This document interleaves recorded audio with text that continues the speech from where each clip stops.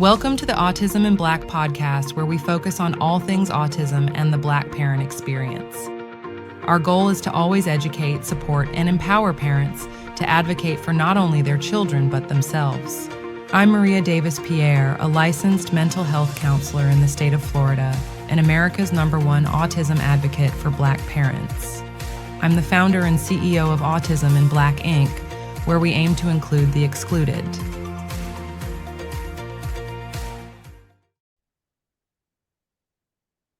Hi, everyone, and welcome back for another episode of the Autism in Black podcast. I'm your host, Maria Davis-Pierre, and we are back with a familiar voice. This may be the first time you are seeing his face if you have not been to the conference.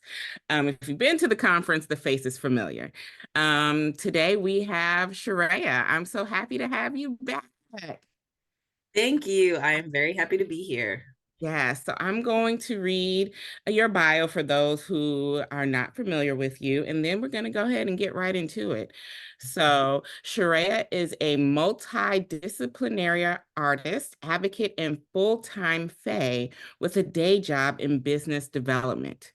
Currently based in Pittsburgh, Schereeya's practice focuses on freedom of play, freedom of joy, of magic and whimsy, of the ability to know oneself. That sounds so good. I love that.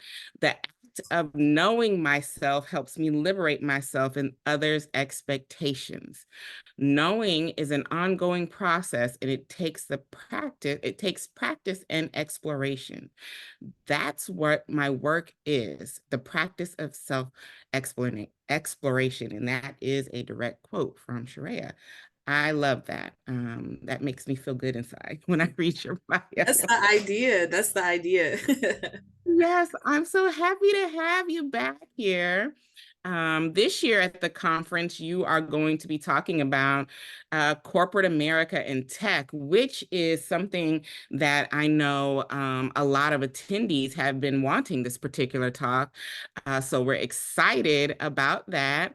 Awesome. Before we get into that, is there anything in your bio that I missed? Anything you want to update our listeners on? Because I know you were on our podcast before. You did an amazing workshop last year, which was the best on autism representation in the media. Yeah, sure. I'll do a quick kind of, I guess, catch up since it's been about a year. A lot has happened in my life personally. Like my family bought a house last year right around this time. So we're coming up on that.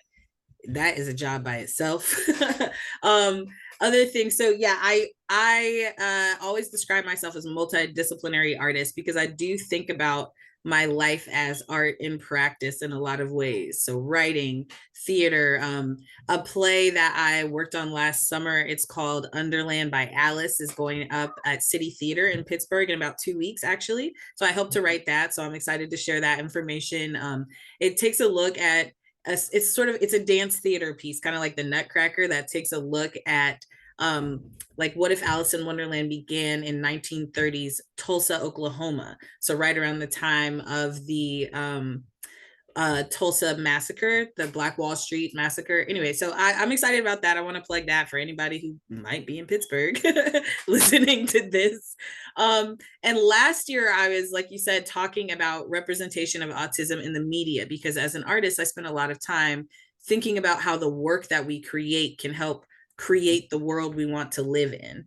And so this year I'm coming more in my sort of day job hat, my corporate America hat. I'm the manager of business development for a small, not a small, actually, it's a mid-size tech company.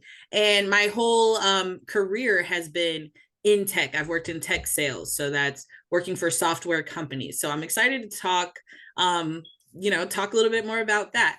But specifically, and I'll build some context because I know you have questions, but specifically thinking about how neurodivergent people, so autistic people, a lot of the things that are sometimes considered like barriers or prohibitions, a lot of times those traits in us are the things that make us incredibly good at being in the workforce and working in tech, and the types of things that we can do to bring value to those companies. So I want to be talking about how we can kind of reframe thinking about our skills, our strengths, all of those things to help say, I'm ready to get this job that's going to help me live the life I want to live. So that's what we'll talk about in the workshop.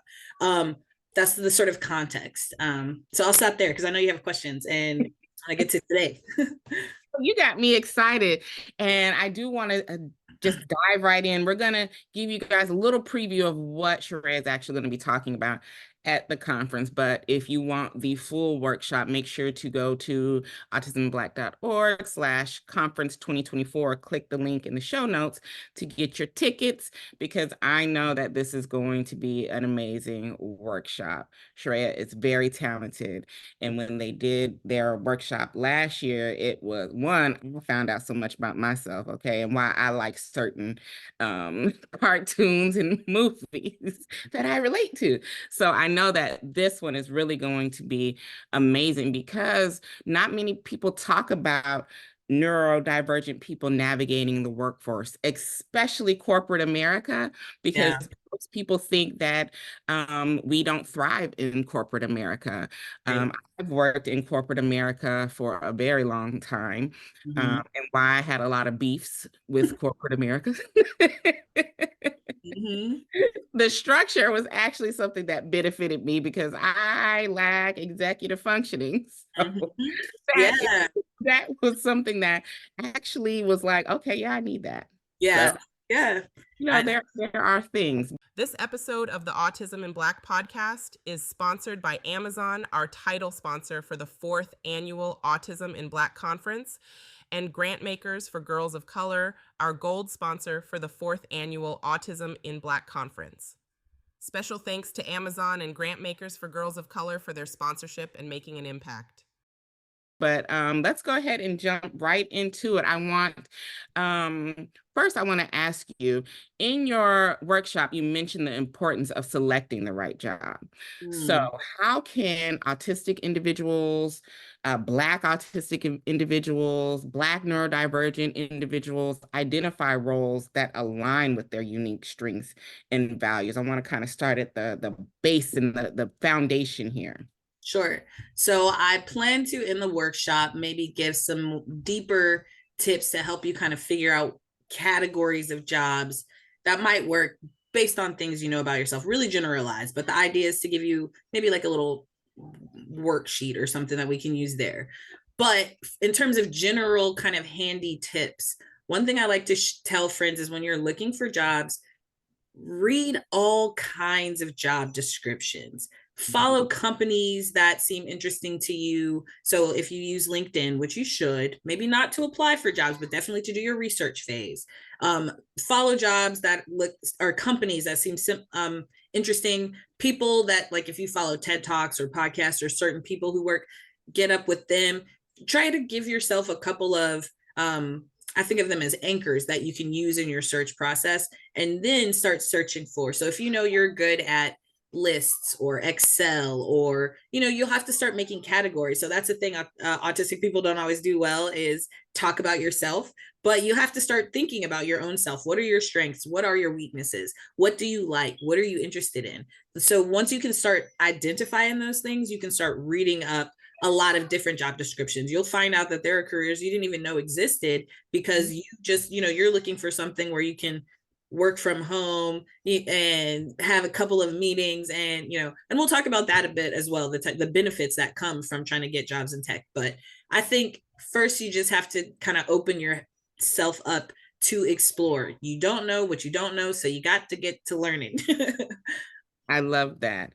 And when we're thinking about corporate America, tech in specifically, because that's what you're working with, why do you feel it's important to kind of guide neurodivergent people in that aspect of how to flourish in the corporate America tech space? Sure. So I think about this in two ways. One of them is from the person, the employee, the neurodivergent person's perspective, and the other is from the company perspective. So I'll start there, because I think HR executives, hiring people who are really thinking about like, what's fresh, what's new, what's innovative, how do we get out of the box, like those people are really interested in the neurodivergent ways of thinking.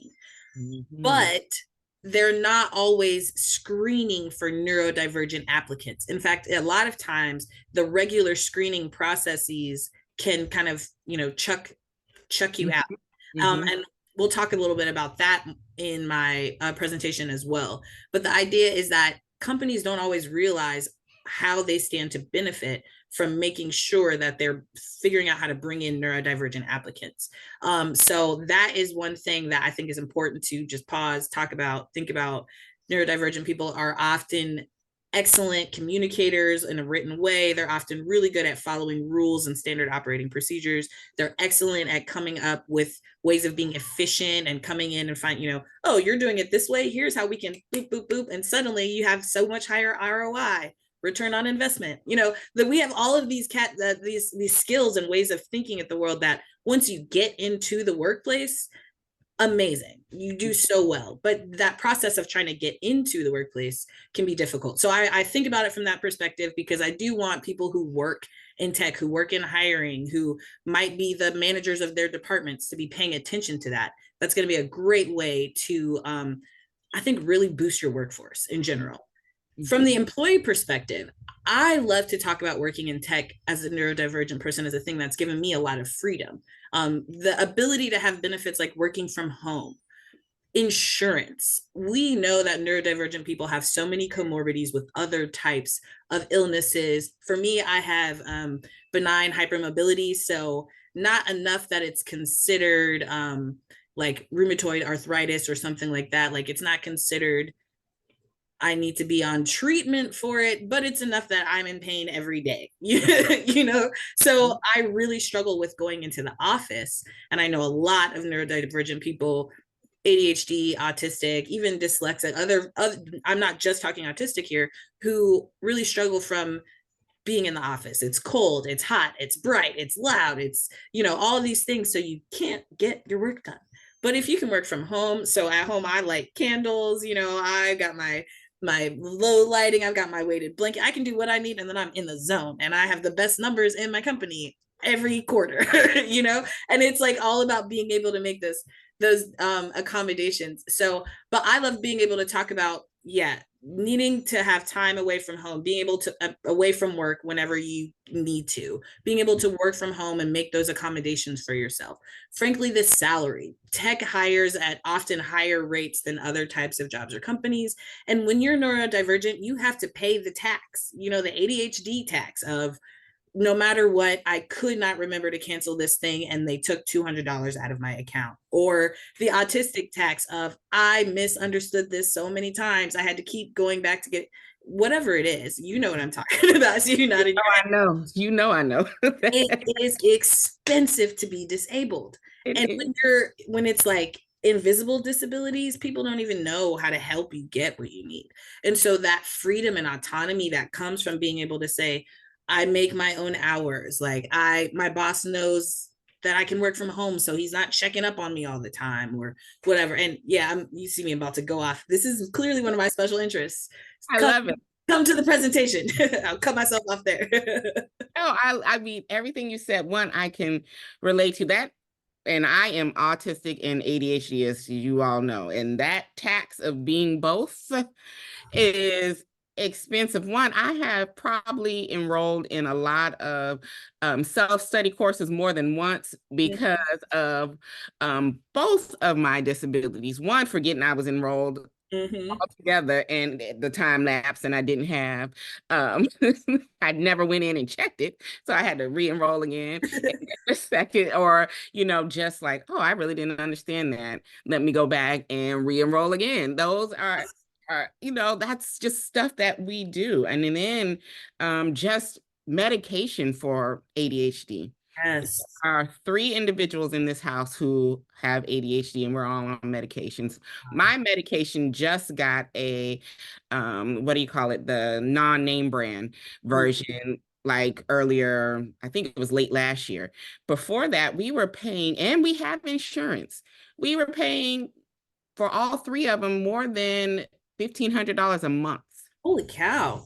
for And three patients. that's just so that you can function enough to go to work to afford to pay Okay. for the stuff that you need. And I'm letting you know, I wasn't even, I've talked to, my own psychiatrist about this. I don't take my ADHD medication every day. I take it on days that I have stuff that need to get done.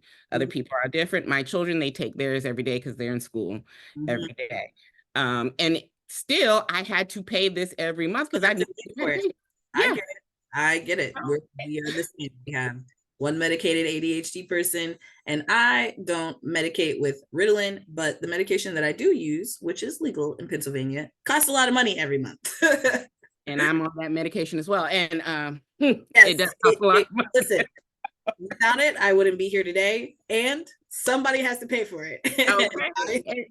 Exactly. So the jobs are important. Healthcare is important. Like you said, having a disability and then having children who have disabilities who need healthcare is important. Which is another thing. That is another huge thing, because the amount of times that I have to be out because my kids are sick, and that happens, all kids get sick. But if you're neurodivergent and then your kids are neurodivergent and then you are in pain all the time and then they're in pain all the time and all y'all have to be home all the time, like, I need to be able to work from my bed sometimes, because otherwise we would be struggling. Yes. Exactly. And then you made another great point about accommodations in the workforce. And I align that to just like accommodations in the school and how hard it can be sometimes to get these accommodations, Yes. Where, corporate America is really very overstimulating as far as office spaces.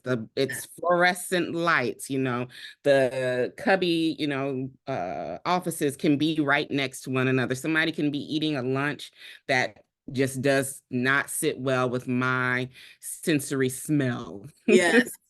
And I will say that I'm having a sense memory of tuna sandwiches. That took me back to somewhere, and I was like, "Oh God!" And it's really hard because what you cannot explain to people. I'm so sorry that I can't pay attention in this meeting right now because I have a headache because the smell of your lunch is overstimulating for me. Exactly. Or just the sounds and just, oh, now I'm distracted. Or there's the distraction of having somebody next to you who you like and you talk to all the time. So, I mean, there are many things. You're preaching to the number one member of the choir. Okay. And one of that I think is really interesting, stimming. We don't always talk about stimming, but stimming looks different for different people. And for me, I'm when I'm working, I've got my headphones on, I'm hyper focused, I'm in the zone, I'm tappity tap.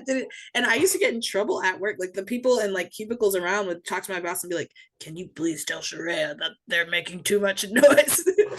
And my boss was really nice. And they'd be like, "Leave Schereeya alone. Like they're working hard, they're getting their work done." But it's like those types of things that you have to pay attention to. Yeah. So all of that for me, I'm just like, you're never going to catch me in the office again. That is an accommodation that I make for myself. I have to have unlimited PTO. I have to have work from home. Yeah. If we go to conferences, if there's an office I can go to sometimes on my own whim, because I'm not doing it in the winter, even if I do in the spring. Like these are just things that I personally know about myself that I make for myself. And to your point about trying to get accommodations at work can be difficult. I'm not talking a lot about that because frankly, there are some resources you can use. If you have a person who gave you a diagnosis, they can help you get your accommodations letter. But ultimately, you have to deal with everybody's personal subconscious self-bias every single day. That's something I'm really familiar with because I am Black, because I am queer. Like I am familiar with that. So I do not talk about my autism in the workplace. I have before, it did not go over well. But instead, what I have learned to do is talk about the things that I need to accommodate for as just like Schereeya quirks, like just things that need to happen. I know that they're because of autism. Having an autistic diagnosis means that I can articulate those things and say like, no, I can't be on camera for all my meetings all day. I'll be on for them for customer facing meetings, internal ones. Don't expect that from me. I just say that there's this level of autonomy I can have when I'm at work, because I now know what to do that. One thing that did help, and I will say, is I did get my accommodations letter written up. I have it available if I need to have it. Jobs have a lot of turnover, so you might have a really good boss and then a new boss who doesn't, like, whatever, like I keep that thing on me, you know. Like, but the other reason that was useful is because it helped me be able to articulate, what do I need from work? Like, what things are important? I need to have things written down. Like, don't tell me in a meeting a thing and expect that thing to get done. Yes, I take notes, but that's just a rule I give to people. And my boss, people I work with, people I manage, we all know that. Like, if you want this to be on Schereeya's list, send it via email.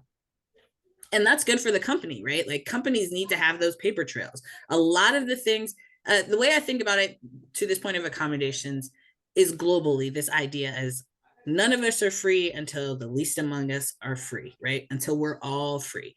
Accommodations work in the same way. To your point about bright lights in offices and all this stuff, if office places accommodate for neurodivergent people, the overall like chi of the office, but to use it in business terms, the overall employee wellness goes up. Everyone benefits from having better lights. Everyone benefits from having cozier places to sit. Everyone benefits from not having back to back to back to back to back to back to back meetings all the time, or stacks of it, or whatever. Everyone benefits from those things. So when you're able to start articulating them like for the business, that starts to really bring in better stuff for the business. But it also then makes you like kind of the advisory person, you know, who's like, wow, like Schereeya has really good ideas all the time. Like, yes, I do. It's because I'm autistic. Like, pay attention. So yeah, that's sort of and I will talk more about what types of accommodations you can make. And if we have time today, I'll actually talk a little bit about the things I do, like the tips I do for myself at home and stuff like that to help with functioning. But the thing I want people to really get away from that is you have to know what you need so that you can advocate for yourself. And that's always going to be true. And that's the thing I love about corporate America. Like, it's capitalism, baby. I give you labor, you give me money. So I always know where I stand. The people I work with, they always know where they stand. They might fire me tomorrow. It's just business. I'll get a new job and they'll pay me more because that's the best way to increase your salary. So, you know, I want to make sure that we're all kind of thinking about these things, because there's, you know, it's a green field out there. There's so much available in the tech space, but in corporate America in general.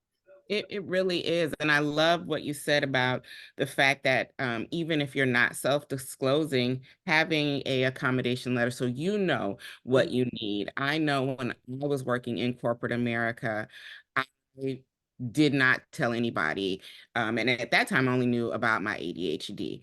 And I didn't want to tell people that, I get overwhelmed or overstimulated if you don't chunk things down for me. If you give me just a list of things that need to be done, I'm going to not do anything because I'm overwhelmed to even start. You know, those things were embarrassing to me. This is a really good point, and I'm so glad you mentioned that, because one of the things I really love to hype up about corporate America is this idea of executive functioning. Because when we are neurodivergent people, we think about that in the global term, right? We think about, like, can I get up in the morning? Like, when I get up, will I be able to brush my teeth? When I brush my teeth, am I still going to be able to eat breakfast? Like, these tiny little blah, blah, blah, blah. But in the corporate world, when we're talking about executive functioning, we're like, can that exec make these decisions very quickly? And if you give an executive a big old sheet of paper with all these, they're going to throw it away. I don't have time for this. Make it easy for me. Give me the bullet points. And it's that same idea that I work really well with C-suite individuals, because I make it easy. I bold important information. I chunk it in the little things. I make it because that works for me. Exactly. You know, that works for any disabled person I might be communicating with. And also it makes everyone else's life easier. It's a little bitty point. Like, that comes up so often. One like sort of analogy that really made this click for me.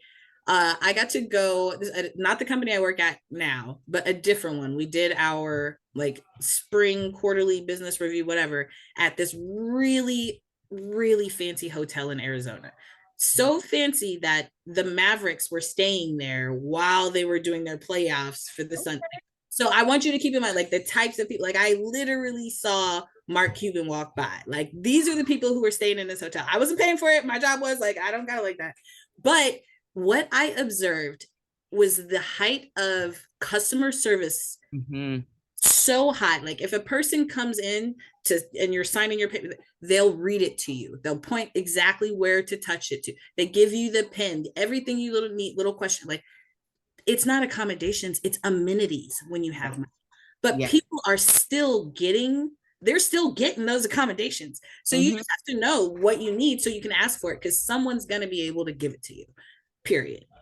Exactly. And I love that you break it down like that. And as you all know, I've talked about this. I have a certain level of financial privilege. My husband's a physician, right? So there are certain things that I like that people would label luxury, right? But I like those things actually because of the amenities. Exactly. Exactly. It works for me. Like, oh, I don't have to actually think about this thing because it's laid out, and like you said, the customer service is laid out for you, how they're training individuals to do these things. And they're not thinking about it as, oh, we're accommodating individuals. They're thinking of, oh, we're providing the service to somebody because they're paying for this, right? Exactly. You know, and it's just how they reframed it. But I love how you have said it. Like amenities are accommodations and they work well.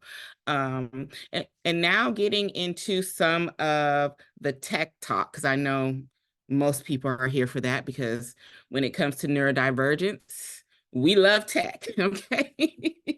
So in that this, is so true. We love the tech. Okay. My son is a coder. Okay. We got him a computer for Christmas, and I probably haven't seen my child since December.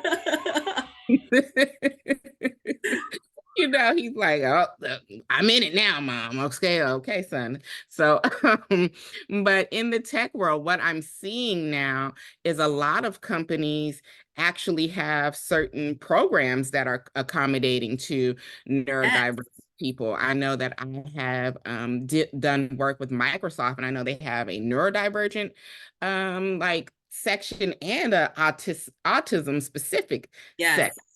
I know Minecraft, which I believe is under Microsoft or something, I don't know, don't quote me. Minecraft also has specific things that they do for neurodivergent people.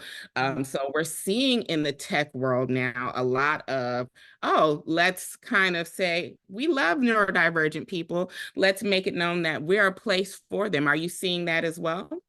Yes, that is happening. Not as quickly as I personally would want it to, but it's sort of the same thing when we talk about like hiring Black people, right? Like big companies, big name companies, Ernst & Young, Deloitte, Google, whatever. These companies that care about making a lot of money, being international, staying relevant, they make it a point to go out and recruit at HBCUs, to go out and start businesses, start groups or cohorts for Black men in tech, young Black women in tech, blah, blah, blah, whatever. So they're doing the same thing with neurodivergent people. It's the same idea. Anyone who might be out there marginalized, that is like a cache of information, right? That you otherwise wouldn't get. You want access to that people's knowledge, skills, resources, network. So they're going out of their way to make those steps. So I think we will see that trickle down to other companies as well. The thing I will say is that I think the numbers right now, it's like, what is it? 1 in 40 something Americans are autistic. Way more autistic people out there than can fit into these specific groups, these specific cohorts. And even some of those are often kind of geared towards like, you know, your valedictorians, your top of the class type people. What I would say is anyone can look to those programs to see like, what resources might I need to use to make sure that I can be successful at another place. One of the things I've actually been doing recently is I joined the board for Autism Today, which is this foundation, kind of, they have a Canada and a US based one.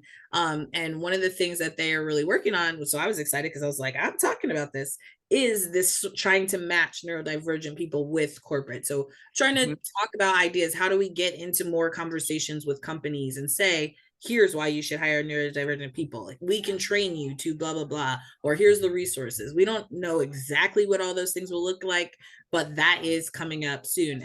So I'm excited about that. And to your point, it is kind of this idea of how do we get the word out to more and more companies about these Google, Microsoft, about these programs that are getting amazing results out of these programs. How can we get that information to start to trickle into more of your not mom and pop, but your kind of next door software companies, right? That are not those big 5, big 8 ones. Exactly. And I know because I know you guys probably think all we do is the Autism in Black conference, but in the consulting side of Autism in Black, I consult with a lot of organizations, a lot of these companies on that process specifically, because they are not understanding that disconnect a lot of times. And the biggest problem that I'm seeing, especially for the generation that it's in the workforce now, is a lot of us do not have actual diagnosis. So a lot of us do not feel that we fit into these programs that are there, because they're like, that ain't me. Or if I let you know this, what you gonna do with that information type of deal. Really important for Black people, which we are talking about. Yes. Exactly. So I know that is one of the kind of the downfalls to that, is because of us not having our diagnosis. But for those of us who do know that, how would you say to leverage that to be getting into the corporate tech space? Because I think there are so many stereotypes and misconceptions about not working in this. Yeah. So you said for those who don't, but I wanted to mention for those who do, but now I'm trying to think of like exactly how you worded the question.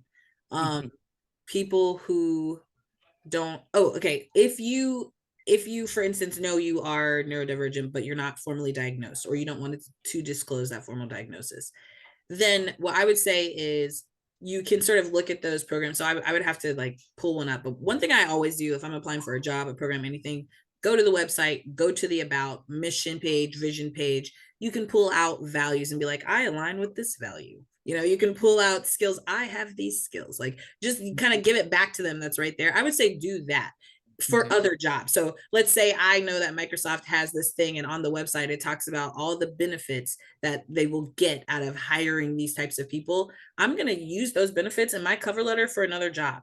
Hiring me because I have not the type of brain, but because I will be able to think outside of the box, or whatever those things are that really align with you. I would say figure out how you can kind of start to map those things. The other thing I will say is I personally do not write cover letters. I'm terrible at cover letters. I hate cover letters. I hate resumes. As an autistic person, like I'm amazing at working, Maria. I'm so good at doing a job, any job. You can bring me, like, I'll figure it out. But applying for the job, I would rather rip my eyeballs out. Like I will tell you, I have actually in the past not applied for jobs when they ask for cover letters, because I won't. I'm like, listen, you're already asking me to do too much work. Clearly, this is a hostile work environment. I don't want to be here. But okay, so what I have learned is we were talking about this a little bit earlier. Jobs these days rarely are people fielding resumes. Usually there's a system called an applicant tracking system that scans through resumes, blah, blah, blah, looking for certain words and things like that. Fillers, they're looking for certain times and dates and all of this stuff. I don't think that it was maliciously built this way, but there is a subconscious built in that neurodivergent people are often not caught by these systems. It has to do with, like, ADHD people might have a lot of different jobs, right? So if you don't have continuity, that might flag, or you might use different types of words to describe things that other people would use because you're just thinking differently. So I have had my best experience applying for jobs through things that I was recruited for. So a recruiter came to my page, sent me a message, blah, blah, blah, blah, blah. Or I knew a person who worked there and I could say, hey, I'm applying for this. Can you reach out to me? Or sometimes I'll just reach out to like the recruiters directly. And I tell college students this too, like, or high school students applying to college, reach out directly and say, hey, I'm interested. I want to talk more about this job. Because a lot of times they want to know that you care about the job.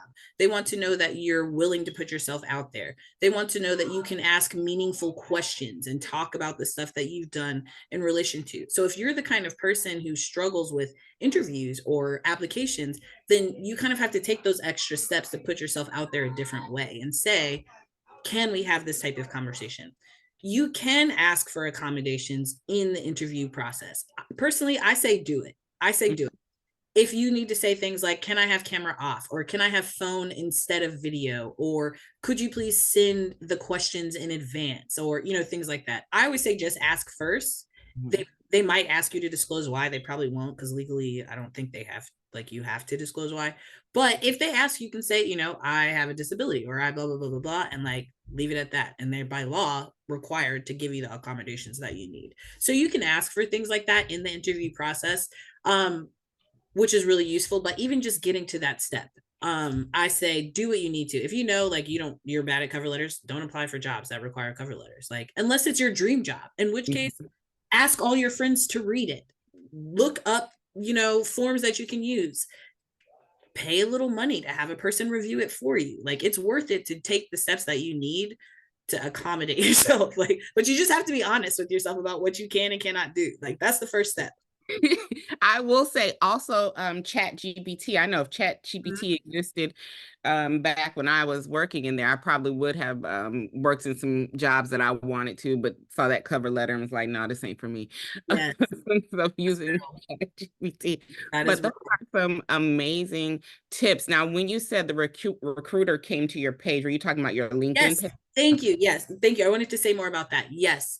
One of the better things that we can do for ourselves, and I started to your point about nerds and tech, I started doing this in high school because I went to a science and math boarding school that you had to apply to attend, and you had to take a bunch of tests to get in and like all this stuff. So I had to start essentially keeping a resume when I was 16 years old. Honestly, parents, make your kids start doing that now. Like, yes, one, it's good for your confidence. It just really is. But two, you start thinking about the things you've done, the skills you've learned, hard skills, soft skills, all those things. That by itself is something that will take you far. I'm 35 years old. I use the same process to write down the things I like to do, my skills, my blah, blah, blah, blah, blah, when I'm building a new resume. I said I'm 35. That's a lie. I don't know why I said that. I'm 31. Anyway. It's been a long day. So, okay, I wanted to talk about that because people, I'm losing it now, Maria, it's spinning. Here we go. Here to ADHD. I gave you 30 minutes of attention. Here it goes. What was the question? Do you remember? The LinkedIn recruiters coming to your LinkedIn page. Thank you. Thank you. Thank you. One of the things that you can do for yourself is keep track of your jobs. Write a little bullet, like, if you're in a job right now, even if your job is literally, like, I work at the ice cream counter. Like, when I came in, I had the idea to put all the spoons, you know, spoon side down so that we could save on germs or something. I don't know. Whatever you're doing, start learning how to think about it for the business. Start asking your manager questions like, how is this helping the business? You know, what can I learn about, just whatever. So you can start getting the lingo. That's really what you need. Do you know things about, I work in sales, so things like quarters, metrics, what is it called? Your quota. Thank you. Quota, like just jargon, right? But you can start learning those things by asking those questions. In that process, you keep your LinkedIn up to date, even if you just do it once a year. Like, springtime comes, spring cleaning, I'm refreshing things. I do a new picture, I do a new bio, whatever, once a year, because people are looking for you. They're looking for you. They're looking for someone that has your skills, your experience, your expertise, and your background in education. They really are. So if you start keeping those things in, just, you know, it'll start drawing people to you. It really will. And then even for my entrepreneurs, keeping your LinkedIn page up, I will tell you. Yeah, monthly. I did not even, I think mine was so out of date. And I did not know LinkedIn was owned by Microsoft, and they had ran across my Instagram and they looked for me on LinkedIn. Wow. And contacted me on the page that I had, but because I wasn't checking it, I never saw it. Luckily, they were so interested, they actually emailed me, and that's how I got in with them. But it's so important because, like you said, people are looking for you. They're looking for your skill set. They're looking, recruiters will be looking like, oh, this person is, because there's a LinkedIn database that will give them, if you have the particular skill set that keywords. And that goes back to the point of start reading the job descriptions of jobs you're interested in. Even if you're like, I need to work 2 jobs before I can get to this job. you still should know. What are they talking about? SEO? Are they talking about change management? Are they talking like whatever it is? So you can start popping those words into your bio, into your things here and there, and just sort of keeping that as it goes, because it just shows that you have an interest. One, it shows that like you know how corporate works. Like everybody who's anybody's on LinkedIn. I think it's terrible, horrible, gross, annoying. I hate it. And I'm up there because people expect me to be, and it helps move my career forward. Like that is just it. I don't go up there all the time, but if I'm applying for jobs, you better believe I'm up there. I'm haha reacting to people's stuff. I'm ooh, this is insightful. Like I'm putting it up there because hey, I look, you got to do you got to do what you got to do. And talked a lot about, just getting jobs and things in general. And I know your workshop specifically focuses on corporate and tech. And as we are wrapping up, is there anything that you want to let the listeners know that we haven't covered, that you want to touch on, or that you'll talk more about in the workshop? Sure. One thing that I will touch on that I don't know if I will talk about in the workshop, I think it might be there for the VIP. Gotta get all my little ducks in a row. But the one thing that is my number one tool in self-accommodation is mindfulness, a mindfulness practice. And that looks different for a lot of different people. Kind of quick slam course. One of the most brief ways to do a mindfulness anything is to sit up straight still. So you'll want your feet not crossed, just feet flat, and your hands kind of open on your knees, or like in a kind of boat. I'm like trying to show the camera, together. And you just breathe and you think about counting your breath. And as a neurodivergent person, I think one of the biggest things you can do is try to tie the idea of mindfulness to something tangible. So I use like crystals, little rocks, stems, stones, things I can hold and touch. And there's levels and layers to it. The different colors can help me think about different things and bring in different, but the idea is to just have some time where I'm in my body and I'm in the moment and I'm not anxious about whatever's going on over here, out here, back there, whatever, blah, blah, blah. And when I'm working, I do this probably 2 or 3 times a day to actually just center and pause. It might be 2 minutes, it might be 3, it might be 22, like it depends on the day. Sometimes life is hard. But I do that not just as like it's a crisis, I need to come down and center. But for me, that's part of my maintenance. That's just part of my daily now. Like it took a while to get to this place.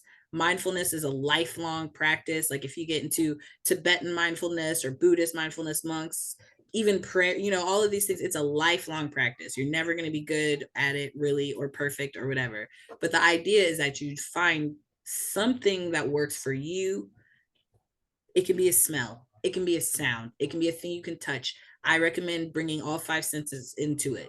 A little piece of candy, literally some tiny thing, but to have that available to you. And I always carry like a little rock or stone or whatever around with me all the time as just like a little anchor, a little totem, something that no matter where I'm at, even if I just like close my eyes on a bus or whatever, I can bring myself back together. That has been a game changer for me. Yeah, absolute game changer.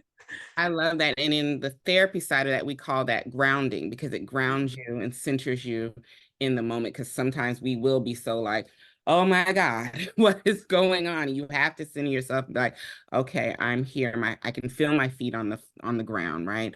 I can feel that rock in my hand, and those are great self-care practices. And self-care is so important. It is. And you are thinking about that balance of working and every other role that you may play. So I'm so you brought that up, because that makes therapist hard. Yeah, I could talk about the self-care all day. Well, especially with work, right? And I think about this a lot because there's so much to be said about capitalism and consumption and all these other things, but it's also like I worked all day long. For me, what I want at the end of that is coziness. Like I'm a person who has sensory issues, a lot of joint problems. So I spend money on pillows. I got so many pillows on my bed. And it's like, it doesn't matter. Those pillows make it possible for me to get up and do the work that I need to do and do this and do that. I don't spend money on everything, but I find those things because it's like, yeah, I worked hard for this specifically so I could spend it. And so I'm pouring that back into myself by spending it on things that I know are going to make my life easier. better, more full of rest and joy and laughter and love and those things, which is what I'm really trying to get to. The work is just the vehicle. I'm with you because I like to think of, I really like convenience, and that's what I like to invest and spend my money on. If it makes me have less time of doing something, more time to spend with my family, more time I spend with myself, then I'm for it. I'm just like, let's do it. So thank you for that. And before we wrap up, I know the people are going to be wanting to know all of your social media channels. I will say, guys, I do have copies of Schereeya's book that we're giving out at the conference, poems.